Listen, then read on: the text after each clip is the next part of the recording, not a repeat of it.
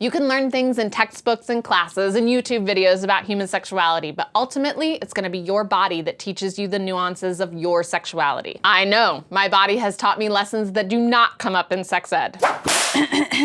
Memory. I'm 18, indecisive about the guy I'm seeing. We're having sex in the top bunk in my dorm room and I conclude that, yep, I'm not into him. So he kindly pulls his penis out of my vagina and we go our separate ways. A week later, I'm sitting on the toilet wiping front to back and feel two things. One, a squirming in my vaginal canal like a worm or something is in there. And two, a lumpy, wet, foreign object wadded up between my labia. I try to scoop up the lumpy thing with toilet paper, but as I pull it out, the squirming worm thing is like inside me. What is that? The condom from the week before had come off during sex, lodged itself in my vagina, unnoticeable until that moment, and what's worse is that it had blocked menstrual blood from flowing. My vagina is not a rancid black hole, but that day, it felt like one. Lesson: vaginal muscles can pull condoms off, and condoms can slide off by themselves, especially if someone loses an erection. If you're missing a condom, the vagina is a place to look. Memory: I'm having this weird time going to the bathroom where I have this huge urge to urinate, and then I get there and there are only a few drops. This happens again and again until the cycle starts hurting, so I go to the clinic where the doctor explains the honeymoon disease to me. Lesson: urinary tract infections, or UTIs, are usually caused by bacteria from the anus getting into the urethra. Because a lot of couples having exciting sex on their honeymoons will change positions and slosh fluids around,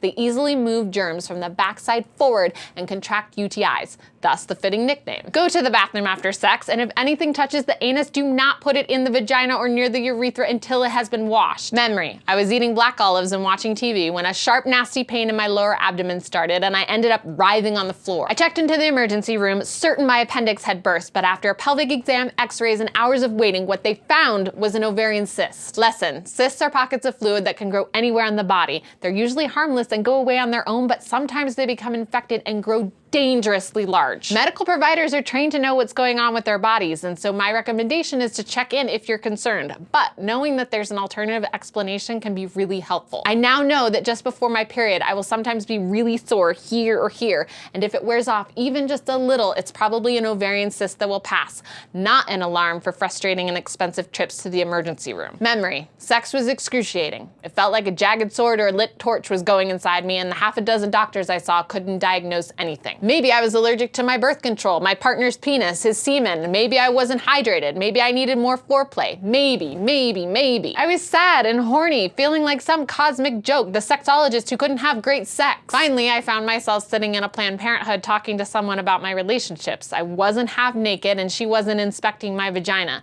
Instead, I was sharing my sex history and she was truly listening, which turns out is one of the most effective solutions for a condition called dyspareunia, pain during intercourse. Lesson: in my case, the swords and torches sensation was psychological. My body was having physical symptoms for something emotional, a really unhealthy relationship. When I was heard by the woman at Planned Parenthood, I was able to process my emotions and give my vagina a break from trying to protect me.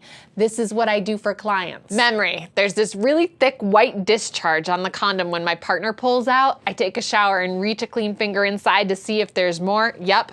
Clumps of yogurty paste. I assume it's an out-of-control yeast infection, but tests come back normal. Every once in a while, though, I'm having sex and there's this white stuff, which I now call the mean stuff because it increases friction. So I reached out to sexologists and gynecologists about what was happening to my body. None of them knew. I didn't find out until I looked online and read the story of a microbiologist with her own mean stuff who put it under a microscope and identified it as lactobacillus. Lesson: lactobacillus is a positive, healthy bacteria in the vagina, but if it's doing too well, the overgrowth of good actually becomes bad. And this is really easy to have happen because if you think it's a yeast infection because of the white discharge and the itchiness, then you treat it with more probiotics. There's still a lot of mystery, especially around vaginas, and sex education tends to neglect everything I've talked about. But if you're open to your body being a teacher and you stay curious, then the mystery won't be so agonizing. Thank you for listening to my now solved vagina mysteries. If you have your own, please feel free to share them in the comments. I'm wondering, what have you learned from your own body? What are you still curious about?